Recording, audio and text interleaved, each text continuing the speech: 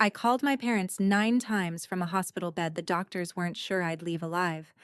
My mother let every call ring out because my sister needed help moving a couch into her new house. I lay there with a clot in my lung and an oxygen line in my nose, watching my own phone tell me that the people who made me were busy lifting furniture 25 minutes away. I run a company that takes care of people when they're at their weakest. I just never thought I'd learn who my family was from the weakest moment of mine. So I picked up the phone one more time. Not to them. To my lawyer. And by the time they finally walked into that room, the cost of ignoring me was already signed and witnessed. Welcome back to Calm Drama Stories, where the people who quietly hold everything together finally get heard. If you've ever been the strong one nobody worried about, you'll feel this one in your chest. Tell me in the comments where you're watching from, and subscribe so the next story finds you. My name is Cara Myers, and I'm 36. I own a home care agency in central Indiana, the kind that sends aides into people's houses when they get too old or too sick to manage alone. I built it from one client and a used minivan into a company with 40 caregivers. It is the great irony of my life that I spend every day making sure strangers aren't left alone when they're frightened. And I had no idea, none, that my own family would leave me exactly that way the first time it was me in the bed. For the few weeks before all this, I hadn't felt right. Short of breath climbing the stairs at the office, a dull ache in my left calf I kept blaming on a long drive. I did the responsible thing. I saw my doctor, who frowned at my leg and said the words possible clot, and ordered tests, and told me to watch for chest pain or trouble breathing. I nodded. I scheduled the follow-up. And then I went right back to work. Because I am the steady one. And steady people do not have time to be patients. That phrase, the steady one, has organized my entire life. My mother gave it to me when I was a girl, and I wore it like a medal for 30 years before I understood it was really just permission. Permission for everyone to lean, and never once ask how I was holding the weight. Here is what nobody in my family knew, or maybe what they preferred not to know. I was the money, not in a flashy way. In the quiet, structural way that holds a family up without anyone noticing the beam. I paid for my parents' spot in a nice assisted living community, the one my mother bragged about to her bridge group as if she'd chosen it herself. I had named them the primary beneficiaries on a life insurance policy big enough to matter, because if anything ever happened to me, I wanted them safe. I had even, that very month, agreed to put up the down payment on my sister Bridget's new house, the one she and her husband Dennis could not have afforded otherwise. I never asked for thanks. Thanks wasn't the point. The point was that I could. So I did. And being the one who could felt close enough to being loved that I stopped checking the difference. My mother and I had talked on the phone just a week before everything happened. I'd mentioned, lightly, that I was tired, that my doctor wanted more tests. She'd breezed right past it the way she breezes past anything that isn't about Bridget or the grandkids. "Oh, you're the strong one, Cara," she said, warm and certain. "You'll be fine. You always are. You'll be fine. You always are." I had heard that sentence my whole life, in 100 shapes, and I'd always taken it as a compliment. It took a hospital bed to teach me what it actually was. It was a door, closing. It was my mother deciding in advance that my needs were a thing she'd never have to attend to, because she'd labeled me the one who didn't have any. I just didn't know yet how literally she meant it. It happened on a Friday morning at the office. I was standing at the scheduling board, coffee in hand, working out coverage for a weekend client, when the room tilted. Not dizziness exactly. Something worse. It felt like the air had thickened, like I was breathing through a wet cloth, and no matter how hard I pulled, nothing arrived. My chest seized. A pain went through it, sharp enough that the coffee cup slipped out of my hand and shattered on the floor, and the sound seemed to come from very far away. My office manager, a no-nonsense woman named Pam, who has been with me since the minivan days, took one look at my face and dialed 911 before I'd even finished sliding down the side of the filing cabinet. I remember the floor was cold against my cheek. I remember Pam's voice, very steady, telling the dispatcher my age and that I couldn't breathe, and thinking, distantly, that she was good in a crisis, that I'd trained her well. I remember the ceiling tiles, then the paramedics, and an oxygen mask, and a man with kind eyes asking me to squeeze his fingers, and the particular terror of trying to answer and not having enough breath to make words. They loaded me into the ambulance. The doors closed. And somewhere in that ride, between the siren and the strange floating feeling of not getting enough air, a clear, cold thought cut through everything else. I might actually die today. Me, the one who was always fine, the one who took care of everyone else. I might die on a Friday on a gurney, and the last thing I'd done was figure out someone else's weekend schedule. The emergency room moved fast in the way that tells you it's bad. Scans, a line in my arm, voices using words over my head. By the time they had an answer, I was in the intensive care unit, and a doctor with tired, honest eyes was standing at the foot of my bed telling me the truth, because I'd asked her to. A pulmonary embolism, a blood clot, the one that had been quietly forming in my leg, had broken loose and traveled to my lung. A large one. She did not soften it. She told me it was serious, that the next day or two were the dangerous part, that they were giving me medication to keep it from growing and to keep my body stable while they decided on next steps. She told me people did recover from this. She also told me, gently, that some didn't, and that I should let my family know I was here. Let my family know. I lay in that bed with the oxygen hissing in my nose and the monitor counting my heartbeat out loud, and I felt more alone than I have ever felt in my life.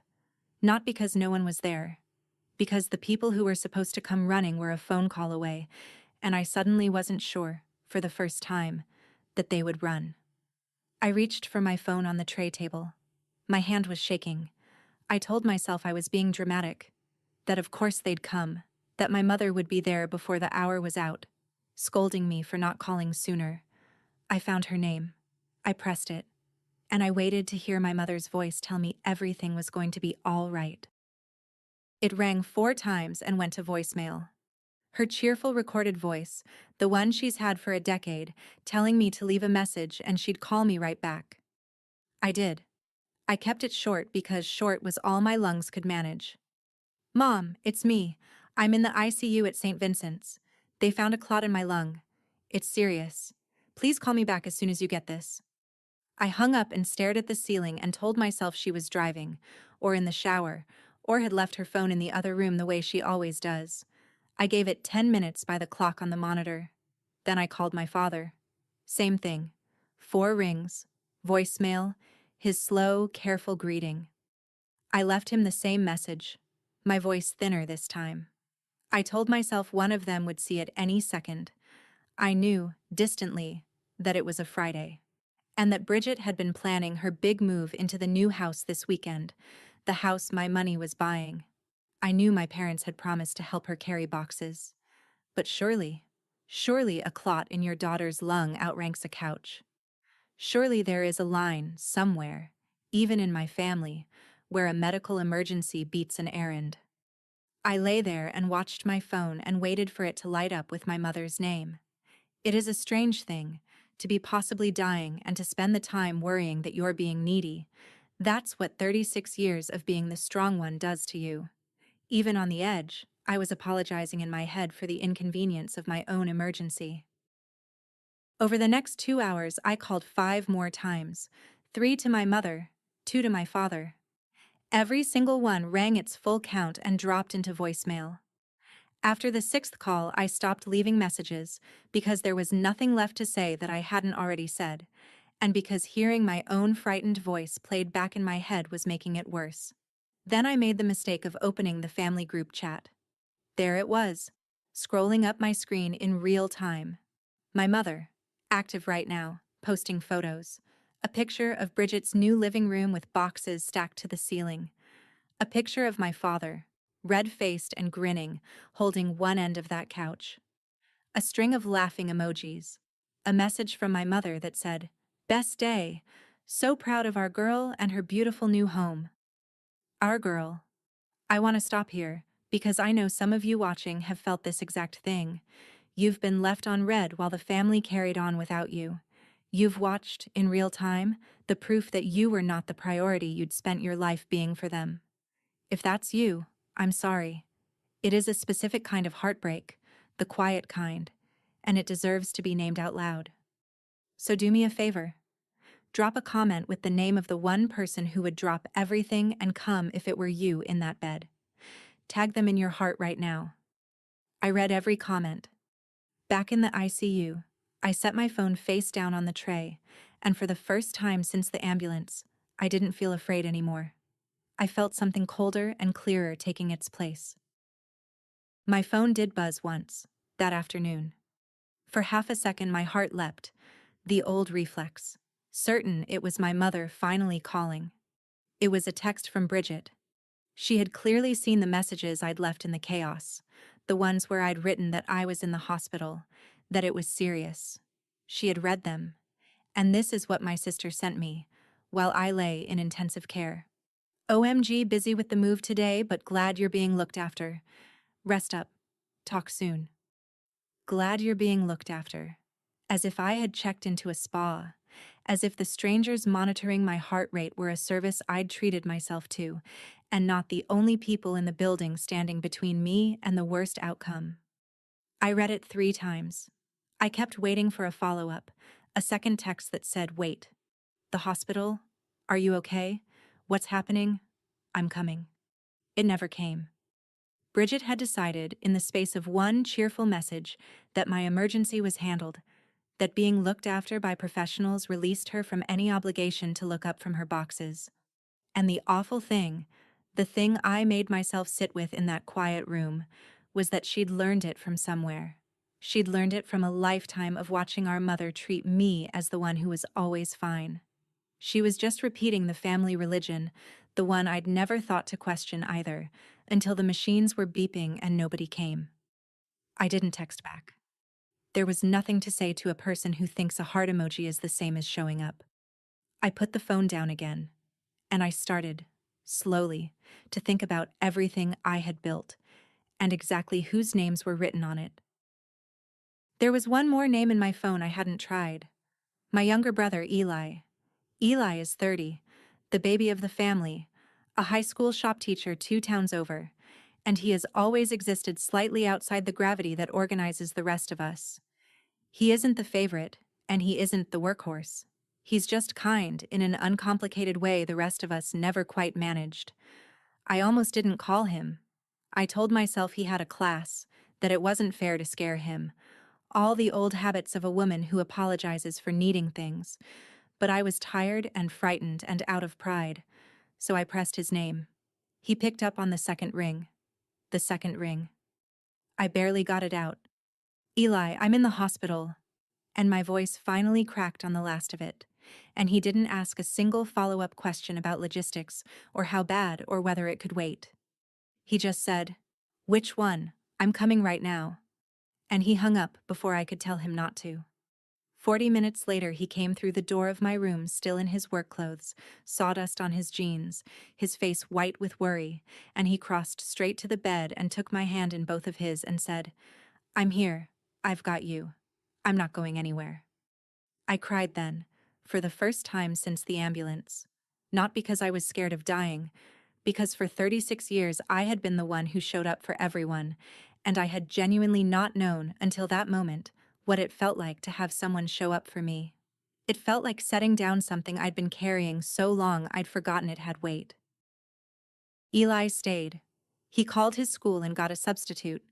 He slept in the terrible vinyl chair by my bed, and when the nurses came at 3 in the morning to check my lines, he woke up every time, just to make sure nothing was wrong. By the second day, the medication was working. My oxygen numbers climbed. The danger was easing, the doctor said, though I wasn't out of the woods. And somewhere in that long night, lucid and clear-headed for the first time, oxygen steady, I did the thing I do best. I took an honest accounting. I thought about the assisted living payments leaving my account every month. I thought about the insurance policy with my parents' names on it. I thought about the down payment for Bridget's house. money I had promised before I knew what I know now. And I thought about the last 2 days, the 9 unanswered calls, the couch, the heart emoji, the phrase glad you're being looked after. I was not angry. Exactly. Anger is hot, and this was cold. This was a ledger finally being read correctly. For my whole life, I had given my family the benefit of the doubt, had told myself they loved me in their way, had filled in the silence with excuses on their behalf. And in 2 days, they had shown me, with total clarity, where I ranked. Below a move, below a couch, below the convenience of believing I never needed anything. I looked over at Eli, asleep in the awful chair with his hand still near mine, and I understood something simple. I had been pouring my life into the people who wouldn't come and stepping right over the one who did. That was going to stop. All of it. And I knew exactly how to make it official. The next morning made the decision easy. I woke to my phone lighting up with the group chat again. My mother, bright and early, posting a photo of the new kitchen, fully unpacked. All moved in. Treated everyone to pizza last night. What a weekend. So blessed. I scrolled the whole thread, slowly, all the way back. 2 full days of messages, photos of boxes and couches and grandkids and pizza. Not one word about me. Not one. My name had not appeared in my family's conversation in 48 hours, while I lay in an intensive care unit a 15-minute drive from where they ate that pizza. My mother had found the time to photograph a kitchen and praise herself for being blessed. She had not found the time to ask whether her oldest daughter was still breathing. I set the phone down on the white hospital blanket. I want to tell you I felt a great wave of fury, but I didn't. I felt the opposite. I felt very calm and very clear, the way you feel when a long, confusing equation finally resolves into a single clean number. They had told me, in every way available to them, exactly what I was worth to them when I had nothing to offer. So I would simply update my own records to match. That is the only revenge a bookkeeper of the heart ever really takes. Not destruction, just accuracy. I picked the phone back up. I did not open the group chat. I did not call my mother. I scrolled to a different name, one I trusted with the things that matter, and I made the only call that morning that I actually wanted to make. Joel Whitfield has been my attorney since the second year of the business, the one who drew up my company's contracts and, 3 years ago, my estate documents. He's a careful, decent man who has talked me out of more than one rash idea over the years. So when he answered and I told him, calmly, what I wanted, he was quiet for a moment. I told him where I was. I told him about the clot, and the ICU, and the 9 calls, and the pizza. I told him I wanted to change my beneficiaries, rewrite my will, stop the automatic assisted living payments, and formally withdraw the down payment funds for Bridget's house before they cleared. I wanted it all done properly, and I wanted it done now, at the hospital. There was a pause on the line. Then Joel, being Joel, asked the right question. Cara, he said, I'll do whatever you tell me to do. But I have to ask because I'm your lawyer and your friend. Are you sure this is a decision and not a wound? Because those can look the same in a hospital bed, and I don't want you doing something today that you'd unwind in a month. I appreciated him for asking. I'd have been disappointed if he hadn't, and I gave him the truest answer I had. Joel, I said, I've spent 36 years giving these people the benefit of the doubt. The last 2 days they finally answered the question I never let myself ask. This isn't me being hurt. This is me believing them. He was quiet again, just for a second. Then he said he'd be there within the hour, and he asked me to make sure my doctor was available, because we were going to do this exactly right.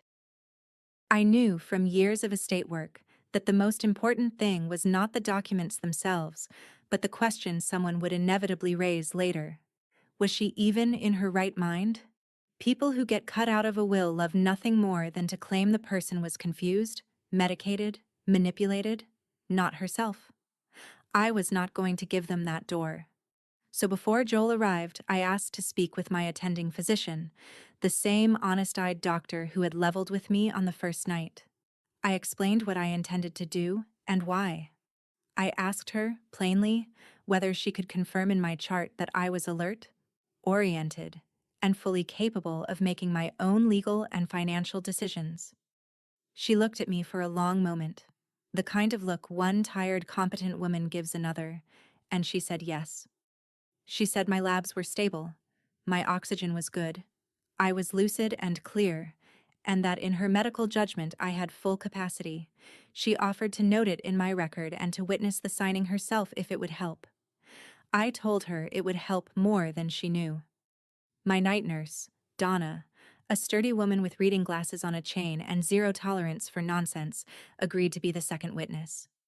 I'd watched Donna run that unit for 2 nights with a steadiness I recognized, and I trusted her instinctively.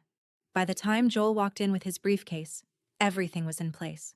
A doctor to confirm my mind, a nurse to witness my hand, a lawyer to make it real. For the first time in days, I felt like myself again. Not the patient. The woman who builds things properly, so that no one can tear them down later. Joel set his briefcase on the foot of my bed and laid the papers out on the rolling tray table, the same table they'd been bringing my untouched meals on for 2 days. It became, in that moment, the most important desk I have ever signed at. One by one, he walked me through them, plain and unhurried, the doctor on one side of the bed and Donna on the other. First, the change of beneficiary on the life insurance. My parents' names came off. In their place went Eli, and a second name that surprised even me as I said it, a caregiver relief fund I'd been meaning to start at my own company for years, a small endowment for the aides who break down caring for everyone else. Second, the new will, redirecting my estate along the same lines. Third, the order halting the automatic monthly payments to my parents' assisted living account. And fourth, the formal withdrawal of the down payment funds for Bridget's house, signed and dated before the wire could clear. I read each page. I understood each page. And then I signed my name, my own steady hand, the doctor watching, Donna witnessing, Joel notarizing. There was no drama to it, no tears, no speeches, just the quiet scratch of a pen, over and over, rewriting my life so that it finally pointed at the people who'd actually shown up. When the last signature was dry, I sat back against the pillows and felt lighter than I had in years. I looked at Joel, and at the doctor, and at Donna, and I said the only thing that captured it. I signed my whole life over to the people who actually showed up, I told them. From the bed, the rest of them couldn't be bothered to visit. Donna, witnessing her 100th quiet human catastrophe, just nodded once, like she'd seen this exact reckoning before, and was glad this time to be on the right side of it. Joel gathered the signed, witnessed, notarized documents back into his briefcase, copies for me, originals filed where they needed to go. At the door, he paused and looked back at me, and there was something in his face that wasn't quite a smile, but was close to respect. "It's done," he said. "It's clean. Nobody's undoing this." Then he left, and the room was quiet again, just me and the monitor and Eli, who had stepped out for coffee and come back to find his whole family rearranged on a tray table and asked no questions, because Eli has always understood that some decisions explain themselves. I did not call my parents to tell them what I'd done. I did not text the group chat. I felt no urge to announce it, no need to throw it in anyone's face. That isn't who I am, and besides, the whole point of doing it quietly and correctly was that it didn't depend on their reaction at all. It was simply true now, witnessed and filed, whether they ever found out or not. I lay back and closed my eyes. Somewhere across town, my mother was unpacking a kitchen and feeling blessed. Somewhere, my sister was arranging throw pillows in a house she didn't yet know had stopped being possible. And here I was, in the bed none of them had visited, finally, strangely, at peace. They would find out eventually. People always do. The assisted living office would send a letter. The bank would flag the missing funds. And then, only then, they would come. I was sure of it. The day the money stopped, They would finally remember they had a daughter.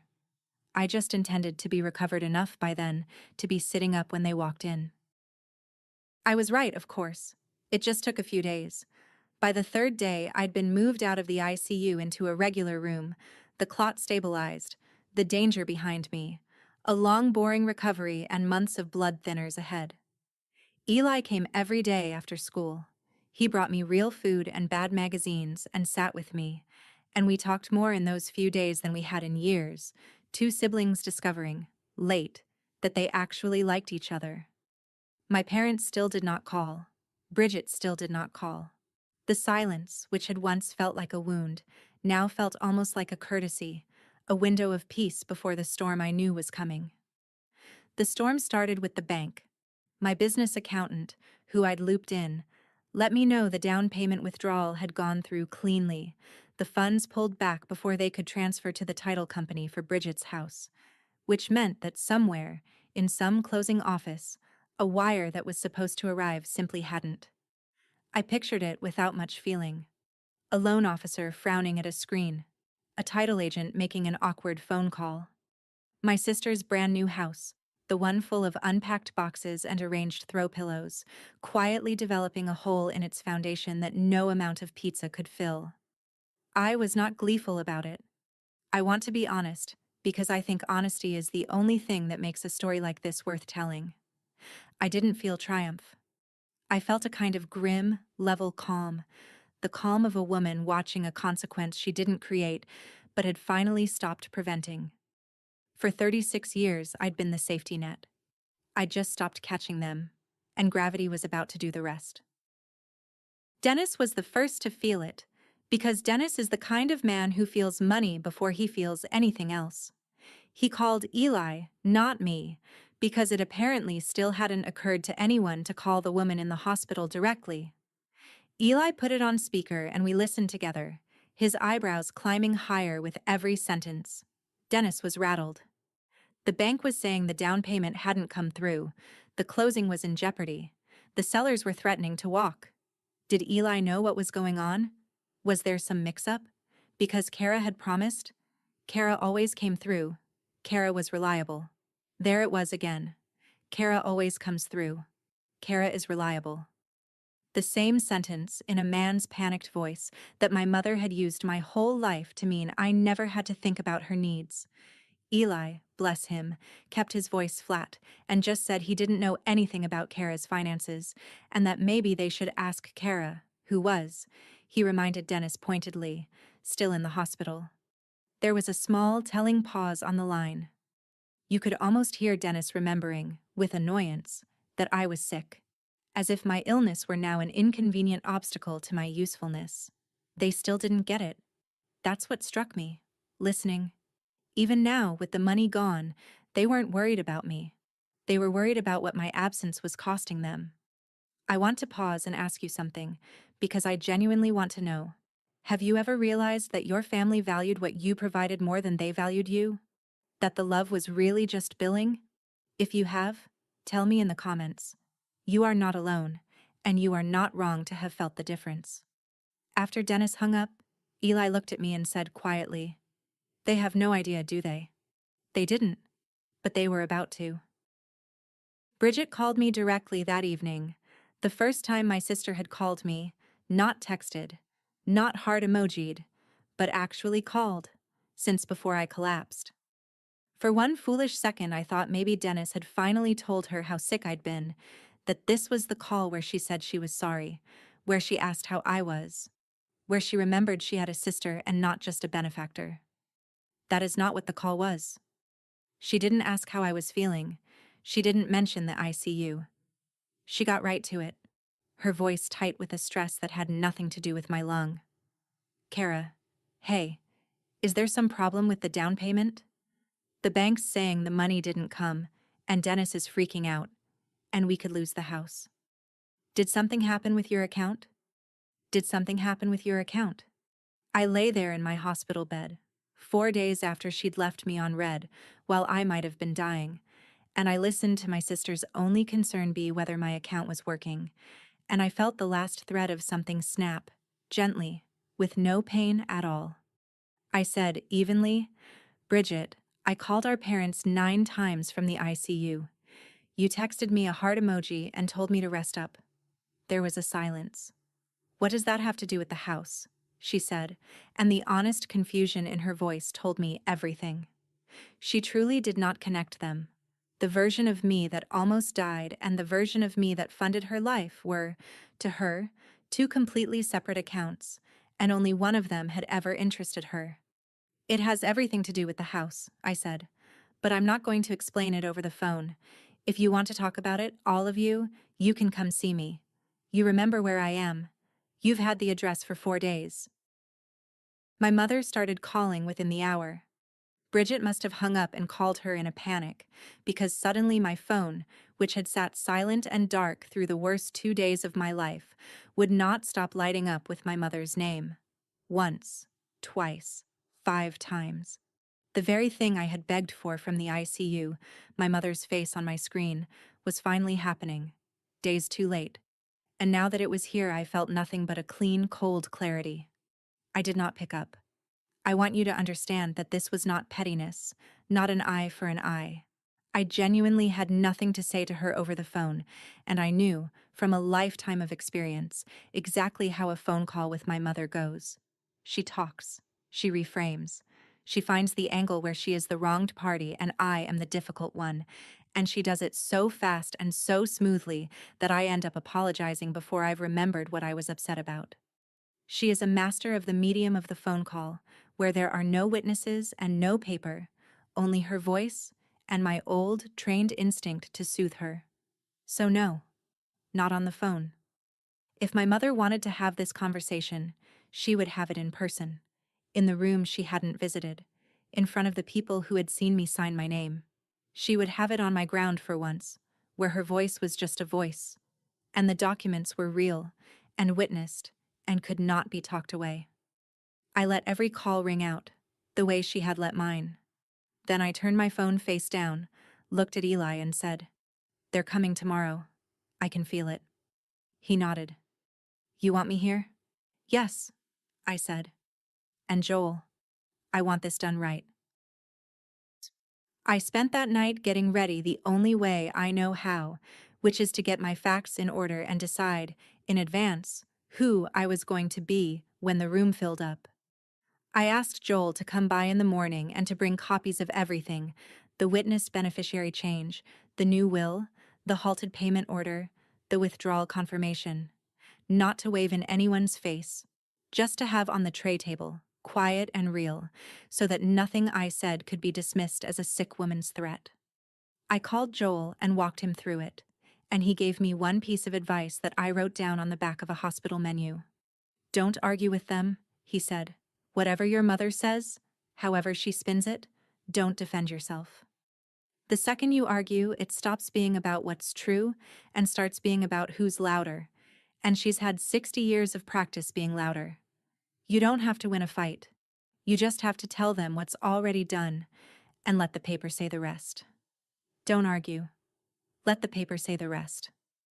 I'd known Joel a long time, and he'd never once given me bad counsel.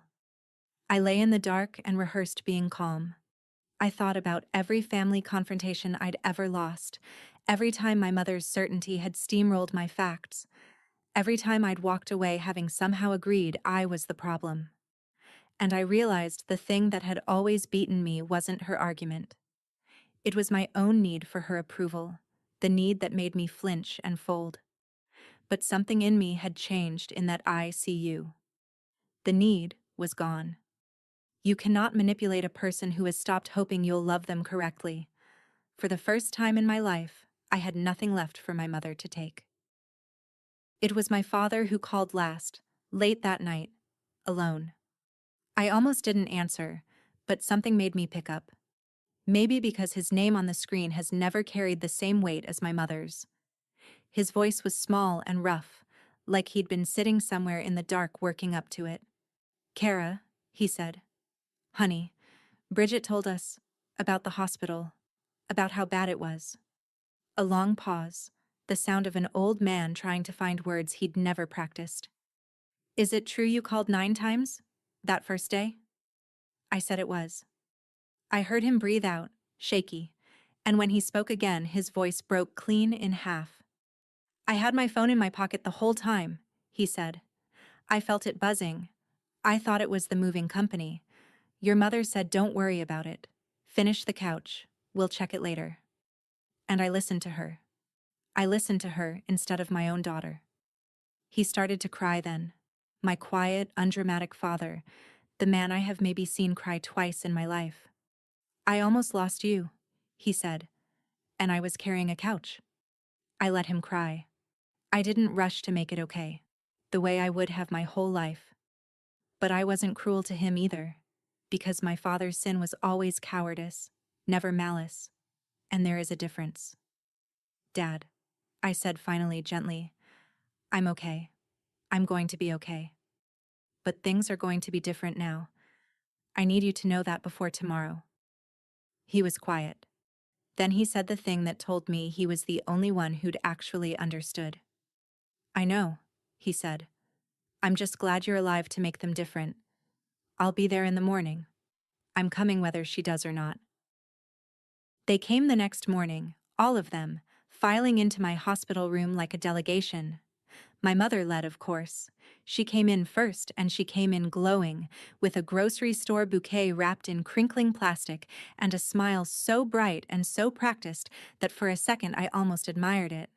There was no apology in that smile. There was no fear, no shame, none of the haunted look my father wore as he came in behind her.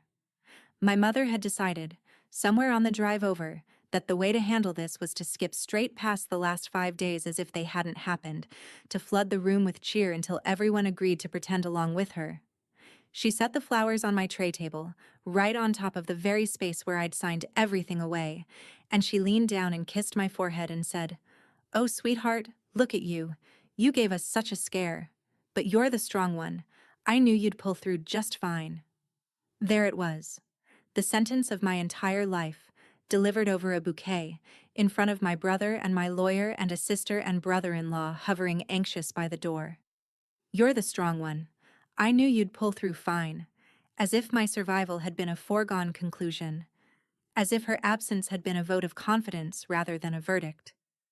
And then, barely a breath later, before I had even responded, she got to what she'd actually come for.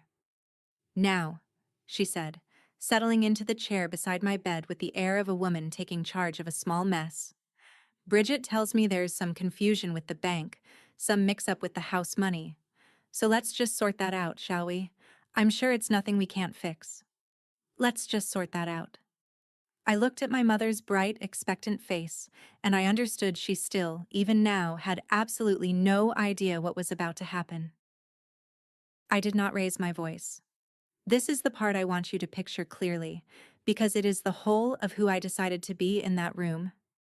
My mother had just breezed past my near death and gone straight for the money, in front of witnesses, and every instinct I'd been raised with told me to either soothe her or scream. I did neither. I reached over, and I gently moved her bouquet off the tray table, and I nodded to Joel, who stepped forward and laid a small stack of papers down in the space where the flowers had been. Then I folded my hands and I told them, quietly, what I had done. I told them that on the second day in this hospital, when none of them had come, when none of them had called, I had asked my lawyer to meet me here. I told them I had removed them as beneficiaries of my life insurance, that I had rewritten my will, that I had stopped the automatic payments that had been quietly covering their assisted living for years, payments I was fairly sure my mother believed came from a pension or the government or thin air, because she had never once asked, and that I had withdrawn the down payment for Bridget's house before it cleared, which was why the bank had no money to give them. I said it all in the flat, even voice I used to deliver hard numbers to nervous clients. No venom, no flourish, just the facts, set down one at a time like coins on a counter. The room had gone completely silent. My mother's smile was still on her face, but it had frozen, stranded there, a smile that no longer had a thought behind it. And into that silence I said the only line I had let myself prepare, the truest sentence I have ever spoken to my mother. "I called you 9 times from this bed," I said. You came when the couch was in, so I changed everything from the bed you didn't visit. My mother came apart the way a dropped plate comes apart all at once, in pieces. The frozen smile collapsed, and what was underneath it was not grief, not shame, but fury, hot and immediate and aimed entirely at me. She stood up out of the chair. She told me I was cruel. She told me I was punishing the whole family over a misunderstanding, that she'd had no idea it was serious, that the messages got lost, that I should have made it clearer, as if 9 calls and the words intensive care were a riddle she couldn't be expected to solve. She called me ungrateful. She said, and this is the part that told me everything. You did this to us from a hospital bed? What kind of daughter sits in a hospital and plots against her own parents? Plots. As if surviving and then telling the truth were a conspiracy. As if the crime in the room was my paperwork and not her absence. I let her finish. And then Joel, who had been standing quietly by the window, spoke up in the calm, unbothered voice of a man who has watched many people discover that reality has paperwork.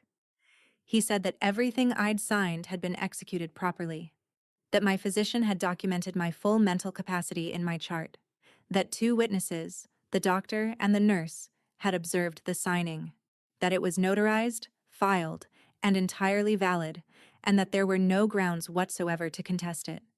Donna, who had come in to check my line and stayed near the door reading the room, added her own quiet sentence. I witnessed it, she said. She was clear as a bell, clearest person I've met all week. My mother looked from Joel to Donna to the papers on the tray, and I watched her understand finally that there was no angle here, no version of the story she could talk her way into, no phone call where she got to be the wronged one. And I said, still calm, the thing I'd waited 36 years to say. You called me strong so you'd never have to show up. Well, I was strong enough to stop. Bridget had been standing frozen by the door through all of it, and now the full shape of it landed on her. She understood at last that the money for her house, the house with the unpacked boxes and the arranged throw pillows and the kitchen our mother had photographed, had been mine all along. That it was gone because she had left me on red. Her face crumpled. You're taking my house, she whispered, and there was real fear in it, the fear of a woman who has never once had to stand without a net.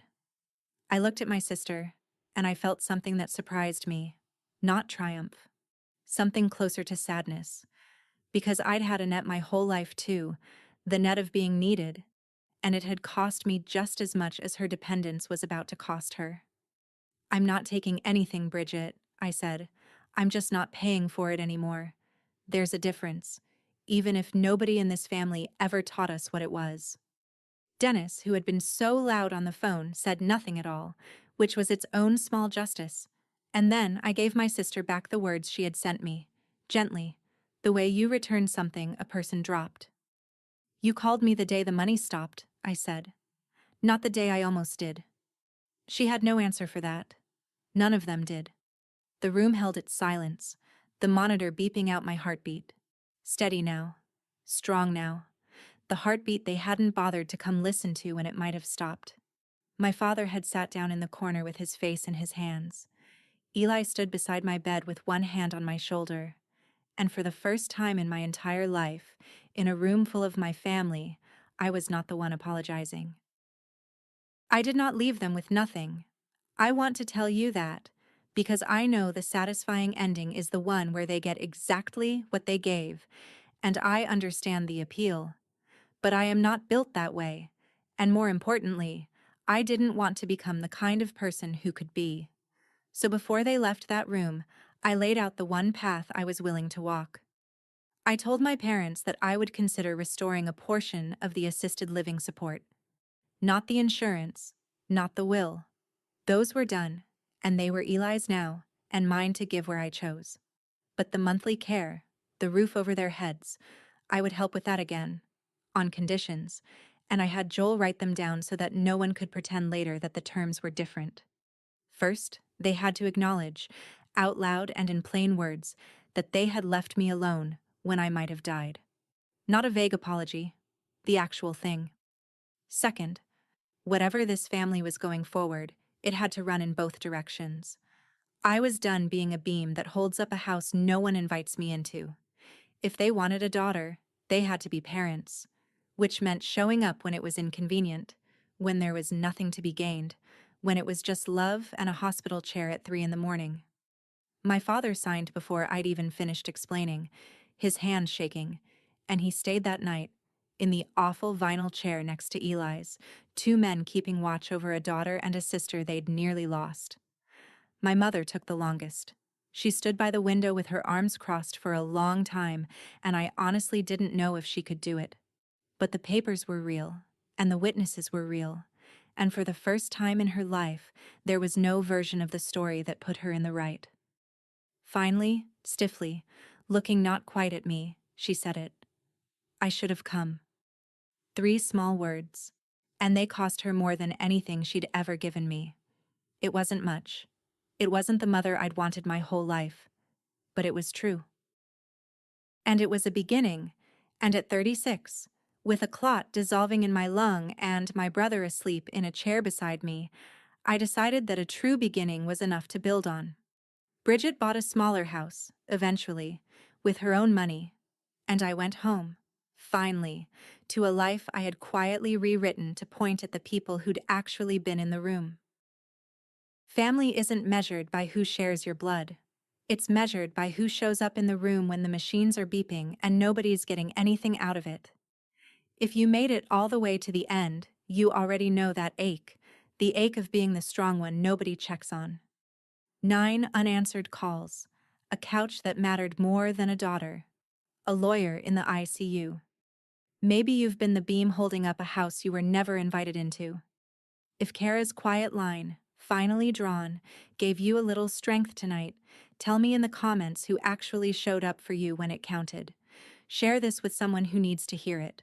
And subscribe to Calm Drama Stories, because the people who hold everyone else together deserve, at least once, to be the one who gets held. Your story might be the one we tell next.